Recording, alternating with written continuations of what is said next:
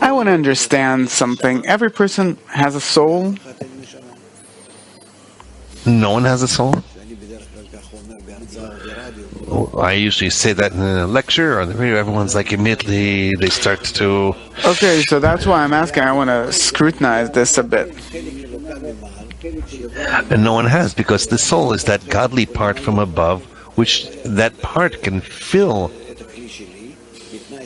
my kli under the condition that my kli will be an identification, some partially more or less with the light. Malchut Den Sof, 100% kli and 100% light. Now it does restriction. The light departs from there. And Malchut does a correction upon itself. How much it can be in order to bestow. Let's say it can make from herself, all in all, 20% of her desire to become, in order to bestow to the Creator, like the host and the guest. So that light, which is filling those 20%, or those pleasures which the Creator can receive from the host, the Creator, in order to bring him contentment, that filling is called neshama, the soul. Before we have the restriction, the masach, the reflecting light, meaning chasadim, that we can clothe the direct light to receive in order to bestow, we don't have a soul until that point. We have some pocket of life, some small some small spark that keeps us alive until we get a masach and start with spiritual life. If possible, a bit simpler.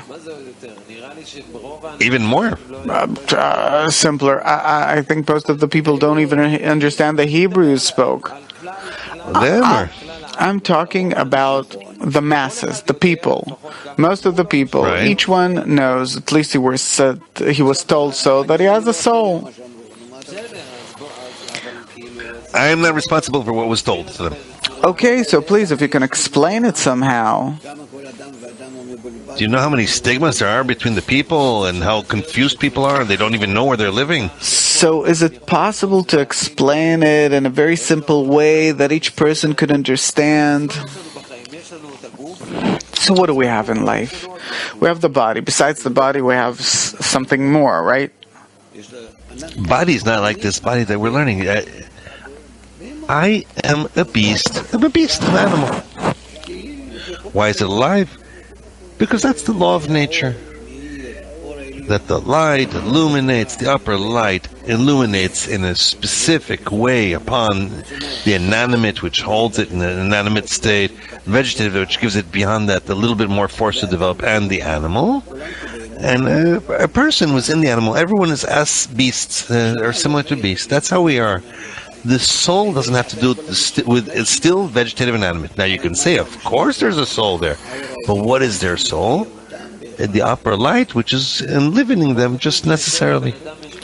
Here it says that if every person has a part of godliness. We are not called human beings that we're talking about here. Again. What are we? We are at the degree of animate. What's wrong with you?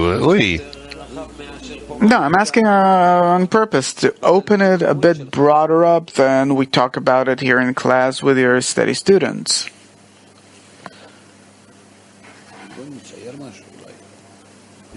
Maybe we'll draw something here. We have the will to receive, which has degrees: inanimate, vegetative, animal. That's nature. Of course, all those degrees exist through the light which illuminates on them, or illuminates inside them. It doesn't matter how you use it. Within them, there's light, but it's called the light of life, the light of still vegetative and animate. When a person starts, the human starts, the Adam starts from where the ego starts growing in him, and it's not even like that. Let's say, and then he starts his degree.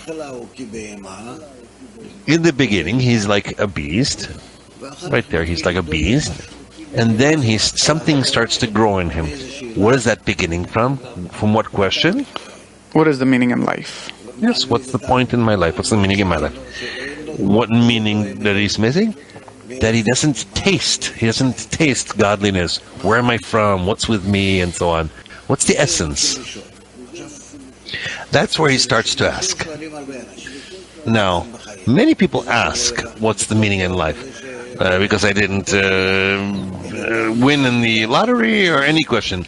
But the taste in life that we're asking here about is like Parasulam continues there in the introduction. Do you remember what he says? Or to be even more precise, who do I delight? That's where the Adam begins. Because all in all, the meaning of life, even a baby will ask you, what are we living for? Well, so what? And then those are called Adam. This is still vegetative animate and Adam speaking, or a human. Okay, suppose I ask, who do I pleasure? Whom do I pleasure? And I read that for to the degree in which you can come to bestow to the Creator, that's called who do I delight, or who do I pleasure. That you will be called Adam, either small or great. I still don't understand. Meaning your measure of bestowal to the Creator is called the Adam in you, and all the rest is the beast.